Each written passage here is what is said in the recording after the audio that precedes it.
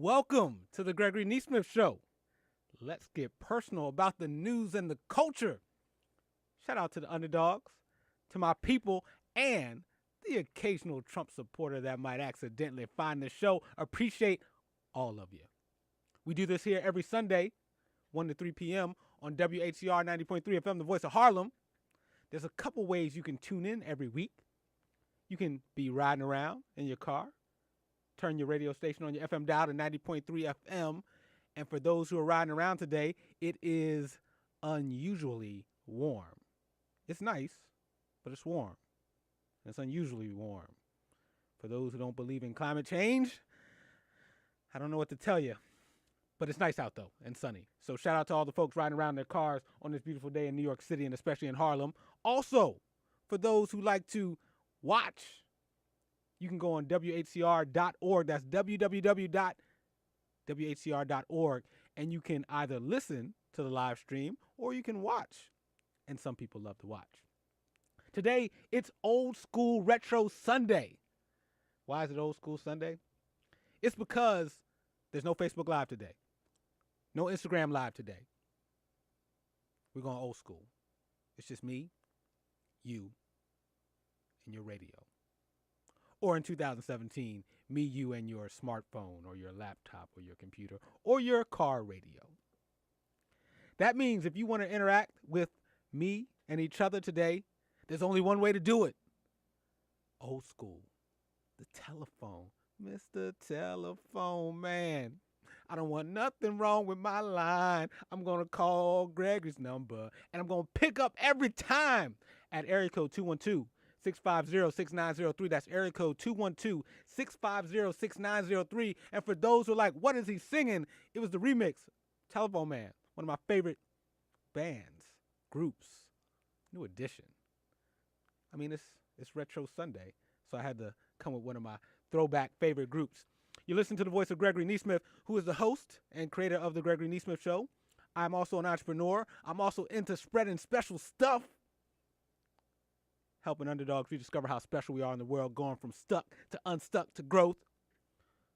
I also do some coaching and consulting. And for those who listen, often you know I rep the city of brotherly love, Philadelphia, Philadelphia, but now calling Harlem home and happy to. You can join the conversation, like I said, at area code 212-650-6903. That's the only way we're going to interact today. Now, if you missed today's show, though, you can catch a replay, a rebroadcast, the podcast on places like iTunes, Google Play, Stitcher, Podomatic. And shout out to Podomatic. We are still trending in the top 200 in the Society and Culture podcast out of thousands, and that's because of you. But yes, you can always catch the podcast. Live show Sundays podcast comes out on Monday. With that, today's show, we're going to get personal about the news and the culture. It's Retro Sunday. One quick note, though. It's October 22nd. And what is so significant, at least to me, about and what's so personal about October 22nd, that it is exactly 1 month out. 1 month from my birthday. I'll be turning 42. The big 4-2. And it hit me this morning as I looked at my watch and saw 22, and I'm like, dang, a month away. How am I feeling about my birthday? What am I going to do? I'm still figuring that out. I will say, though, birthdays are always emotional for me. I don't know if they're emotional for you, but they are for me. I would say birthdays and probably New Year's Eve are the two moments in time where I get very, very reflective. I start replaying like my entire life around my birthday and around New Year's. Am I where I should be? Am I doing what I can do best? Ooh, what am I still mad at myself about? Why can't I forgive myself about something I did in 1992? All the things come up. I will say, one of my best birthdays was 2 years ago, and it had a lot to do with this very place where I'm sitting right now. This studio, this station, was a part of one of my best birthdays ever. Not ever, ever. You know how sometimes something's so good, you be like, you pronunciate things in ways it's just ever. On my 40th birthday, which is for a lot of people a big deal, and it was for me too. That weekend, 2 years ago, my birthday fell on a Sunday back in 2015. And literally, that Saturday, I was hosting a show or co-hosting a show in Philadelphia called The Word Up Show. And then Sunday was my debut on terrestrial radio in New York City on WHCR 90.3 FM, The Voice of Harlem, with my friend Nick and Tommy as part of a show that used to be on this network called The Dudes of Disruption. And so on my 40th birthday, speaking of the theme of retro and throwback episode, which we're doing today, it's no Facebook Live, no Instagram Live. It's just me, you, and the radio. Well, your smartphone or your laptop too. And that weekend of my birthday, and on my birthday, I was on the radio, a lifelong dream. I dreamed of being on the radio since I was 10 years old. And it only took me 28 years to finally make that dream come true. And I got to make it come true here on WHCR 90.3 FM, The Voice of Harlem. So that Saturday, the 21st of November 2015, I was on the radio in Philadelphia, which was the first time that had happened. And then I was on radio for the first time in New York City on my birthday, my 40th, on WHCR 90.3 FM, The Voice of Harlem. This place will always, forever be special to me. So for those who are Scorpios, it's that time of year. Call in. Let me know what you're going to do for your birthday if you are a Scorpio and your birthday is happening at the end of October or during the early part of November. Let me know, 212-650-6903.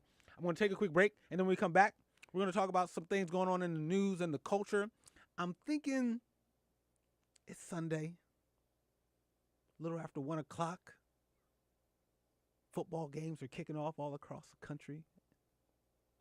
As you know, I'm still boycotting the NFL. But something happened this week. The NFL players, NFL owners met this week. And I want to get your thoughts on who got a first down, who got a touchdown. Did anybody win this week coming out of those meetings with the NFL owners and the NFL players? Also, there's some stuff going on in the motherland, especially in Nigeria. We lost 4 American Green Beret soldiers to an unfortunate reported ambush in the country of Nigeria, near the border of Nigeria and Mali in Africa. We'll talk about that and all that is related to that situation. And we'll also talk about what's on your mind. Call in and share, and we'll talk about it in the moment. You got something going on personally, you got something going on in the news you want to talk about, something going on in the culture, well, you've made it to the right place, the Gregory Nesmith Show, where we get personal about the news and the culture. More of the Gregory Nesmith Show after this quick break.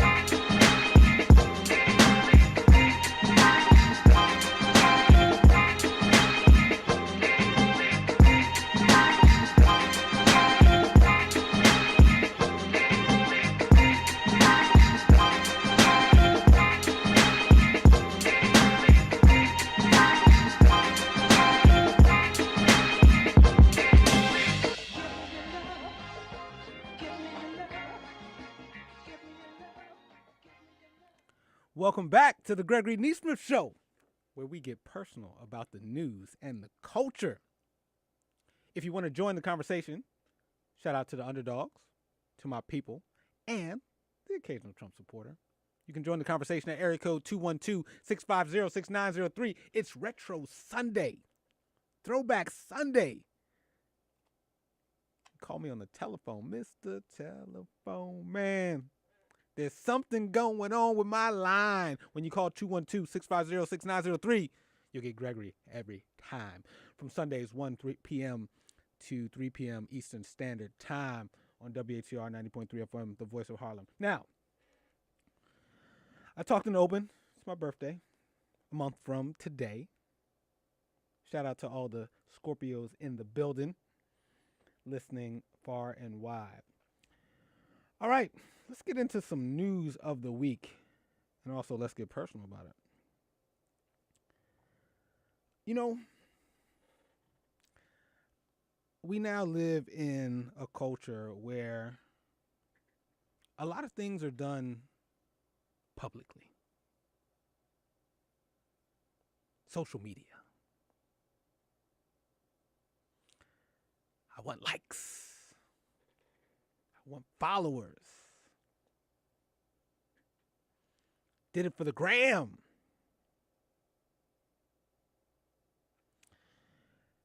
And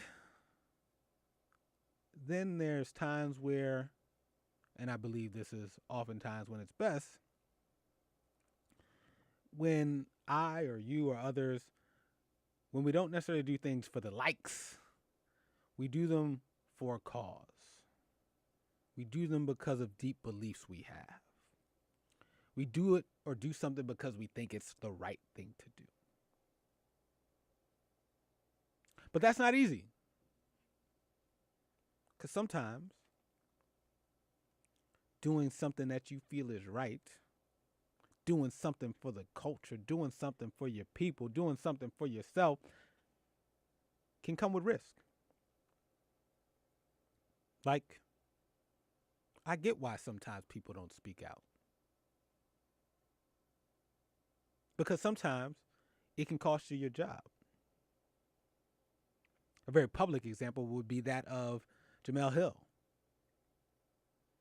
the African-American female who is a sports commentator and on-air personality at ESPN, who 2 weeks ago from today posted some tweets related to the NFL and to the Dallas Cowboys and to Jerry Jones, who's their owner. And I'm not sure if she got a bunch of likes or retweets or followers, but I do know that her speaking out impacted her job and her career. For those who may not be familiar with the Jemele Hill story, and if you're a frequent listener of the show, you know some of this story, but there was a new twist 2 weeks ago. She was suspended for her second violation of the social media guideline policy at ESPN. And that's because Hill took to social media to comment on Dallas Cowboys owner Jerry Jones, having said that any player, and this is Jerry Jones saying that any player who disrespects the flag will not play in a Dallas Cowboys game. I bring this up because 2 weeks from tomorrow, Jemele Hill's suspension will be over, and hopefully she will be back on ESPN with her co-host Michael Smith hosting SC6 Sports Center 6, which is their 6 p.m. Monday through Friday primetime show. Just to put in perspective what Hill said, I'm going to read her series of tweets that unfortunately got her suspended. And we'll make this all make sense as to why sometimes doing things for likes for the gram is one thing, but doing things for the cause is another.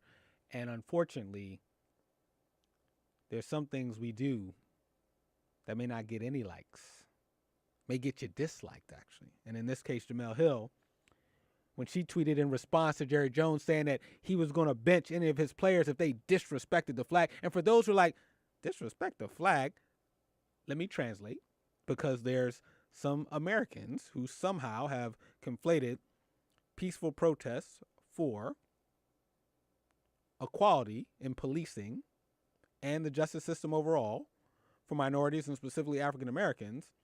Somehow, people, including Donald Trump, have convinced a number of Americans to somehow equate that with disrespect of a flag. They actually have named it the anthem protest, which is wrong.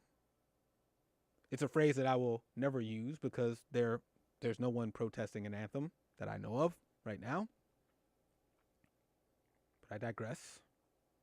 Let me read to you the tweets from Jemele Hill exactly 2 weeks ago today that got her suspended, and her suspension will be over tomorrow. Her response to Jerry Jones saying he was going to bench his players that disrespected the flag. She wrote, "If you strongly reject what Jerry Jones said, the key is advertisers. Don't place the burden squarely on the players.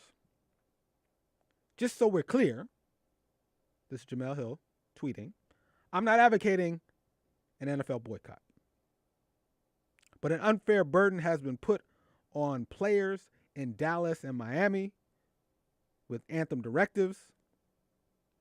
If fans really are upset about Jerry Jones and Stephen Ross, the owner of the Miami Dolphins, Jerry Jones, the owner of the Dallas Cowboys, what they have done, don't call the players sellouts, but you're watching every Sunday. This play always works. Change happens when advertisers are impacted. If you feel strongly about Jerry Jones' statement, boycott Jerry Jones's advertisers and the Dallas Cowboys." That was Jemele Hill. I don't know. Doesn't really seem like something that should get someone suspended. I get it. For those who may be thinking, Gregory, you're missing the point. You can't bite the hand that feeds you.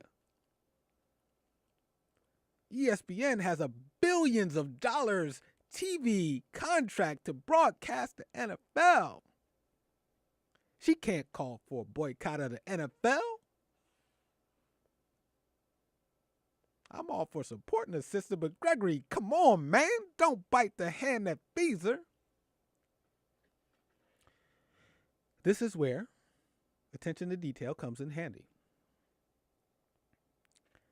She said she's not requesting for anyone to boycott the NFL. She was specifically targeting her comments and her thoughts about if folks disagree with Jerry Jones to go after specifically advertisers and supporters of the Dallas Cowboys, not the entire NFL. Details matter, so I just wanted to make sure I pointed that out. That, she wasn't biting the hand that feeds her. But unfortunately, she got suspended, and I am still team Jemele Hill and still team people that do things for causes, do things because they feel they're right and not because they think they may get a bunch of likes or retweets. Yes. Hold on. I think we have a caller. Name and where you calling from. Yes. Deborah from Manhattan. Hey, Deborah. How you doing? I'm so glad that you broke it down the way you did so that if, anyone has a problem figuring it out, that's why it's so important that you get an education and you learn and know how to read. I have seen people almost break their back carrying food home when it's time for a football game. I mean, I have seen men that don't even carry bags throughout the year from the supermarket. But when it's time for the game, I mean, I almost felt sorry for them with all they've carried. I said, my God, he's going to get a hernia. It's all everything that there is to buy in that market, they had in the bag. Mm. But, you know, yep. I don't know. When I see people sometimes and they're not so nice to people on the bus, and I say, wow, you know, Rosa Parks, you know, she didn't do this for that. No. You know, or running away with buses when you see old women trying to get on the bus. She didn't do that for you to do that. No. And I feel the same way about this football situation.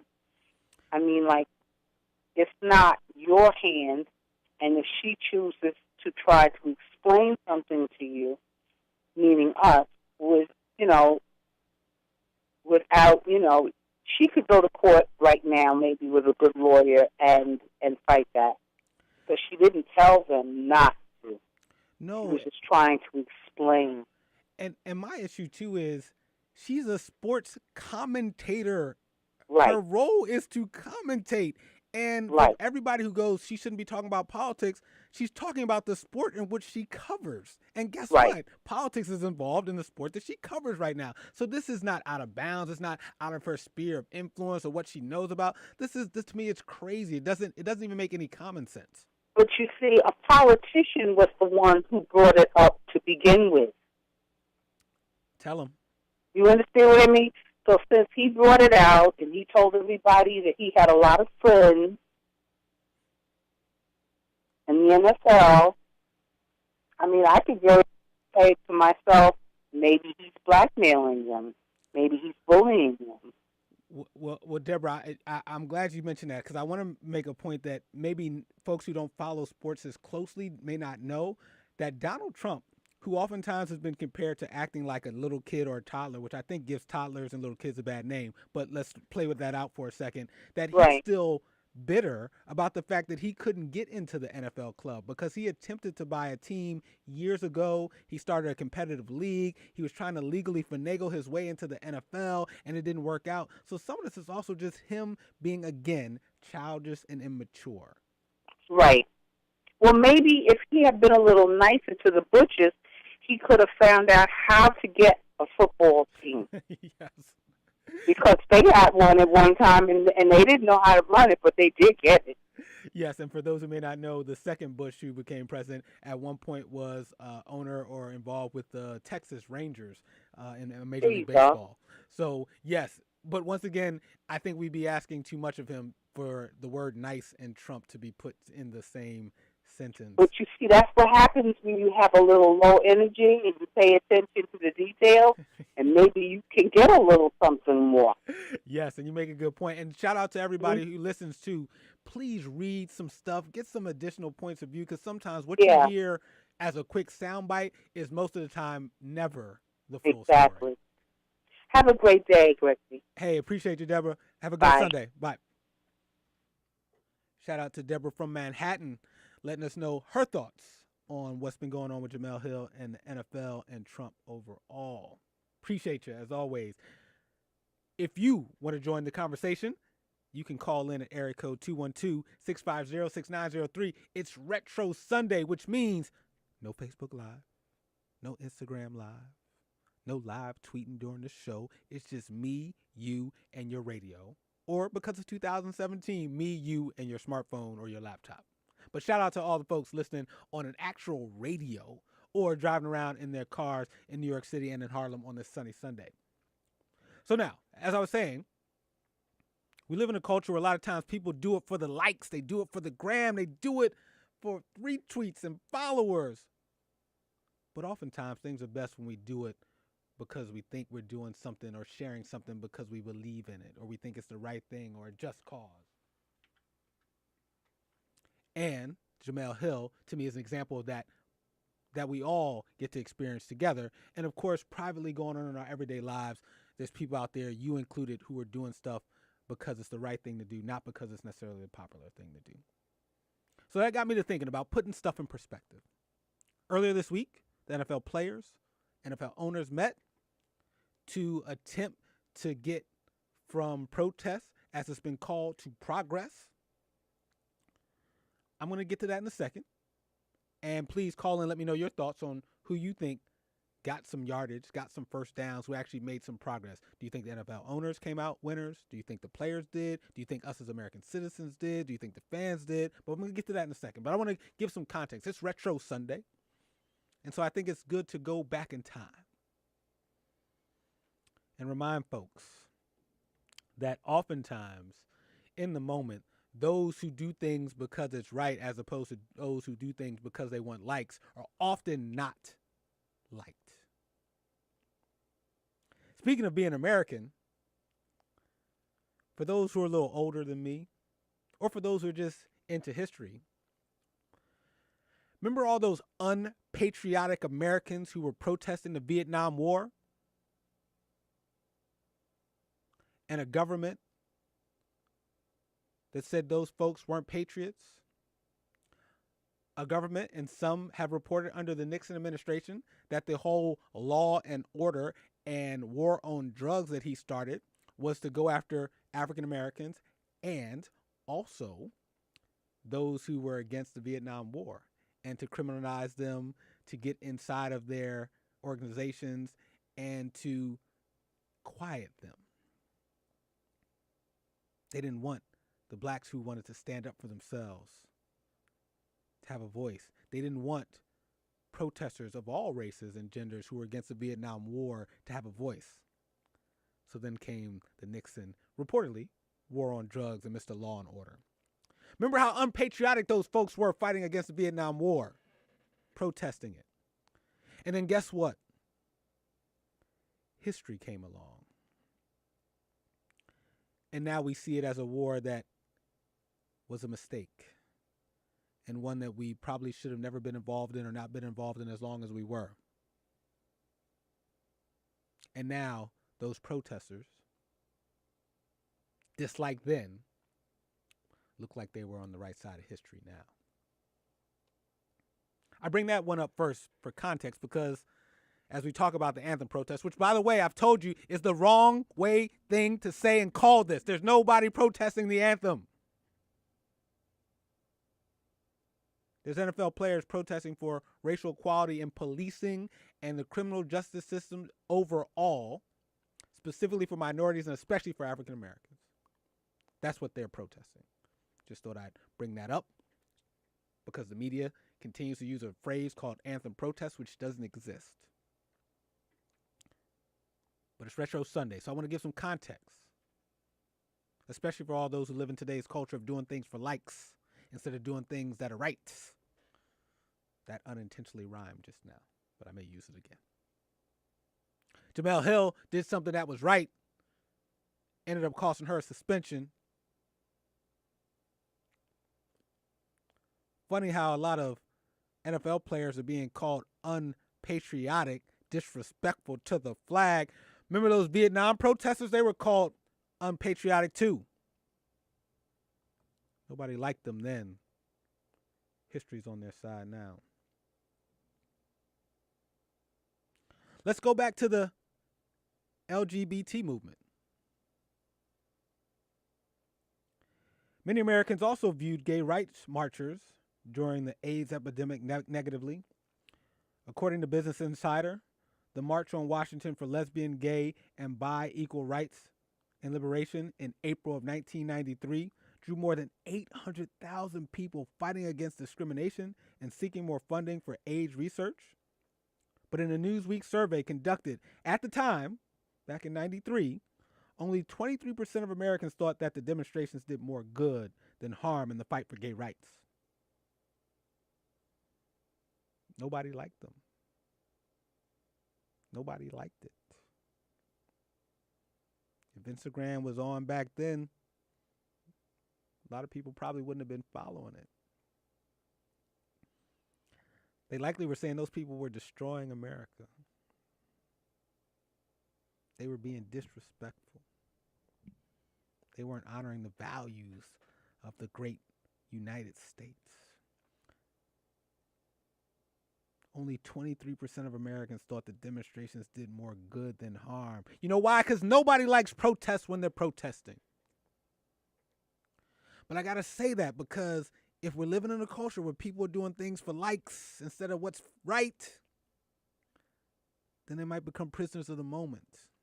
They might not want to say things like Jemele Hill said because it could get you suspended. I understand it could get you suspended. I understand that during the Vietnam War, those protesters were seen as unpatriotic, but history is on their side. And today, gay rights organizations celebrate that march back in 1993, where over 800,000 people showed up.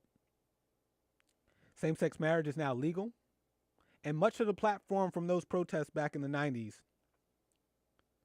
are now part of law, and those protests now seem so mainstream.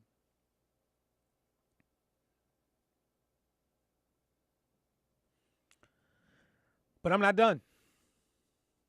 I want to give another example of some context. Leading up to today, and we'll talk about who won, who's winning. Are the NFL players making progress? Did the NFL owners make some progress this week? Did the fans make any progress? Did Donald Trump make any progress? It's Sunday. How ironic that the show is on Sunday. Football happens on Sunday. So yeah, we're going to talk about it because we get personal about the news and the culture. Are you doing it for likes or are you doing it for what's right? Civil rights protests. There were many marches for civil rights during the 1960s. And guess what? They were generally seen as negative too at the time. I was reading an article in 538.com, and they reported that, as the Washington Post noted, most Americans didn't approve of the Freedom Riders, the March on Washington in 1963, and other similar protests. In fact, many Americans thought that these protests would hurt the advancement of civil rights. In addition, many Americans held mixed to negative views of civil rights leader Martin Luther King. Now, sit down for a second and take this in, what I'm about to read from the 538 article about the civil rights movement, and specifically now about Martin Luther King. In a 1966 Gallup survey, 63% of Americans gave King a negative score on a scale of -5 to +5. Let me say that one more time. For those who are caught up in today's culture of doing things for likes instead of doing things for what's right, who might stay quiet, unlike Jemele Hill, who spoke up, and I get it, you might stay quiet because you're trying to keep your job. Cost her 2 weeks of her job. I get it. NFL players are being called disrespectful, unpatriotic. Some people, like Mike Ditka, have even said they should go to another country and go play football if they don't like it here.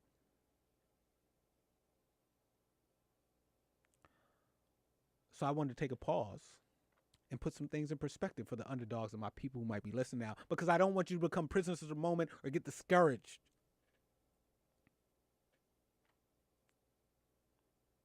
Those Vietnam protesters seemed unpatriotic at the time, but they weren't. History's on their side now. Folks who marched for LGBT rights in 1993 and other marches along with that, seen as not helpful at the time, history's on their side now. In 1966, almost 2/3 of Americans were like, Martin Luther King is negative. And now, decades later, the marches are viewed as major successes, with just 4% of Americans rating Martin Luther King negatively now on a recent 2011 Gallup poll.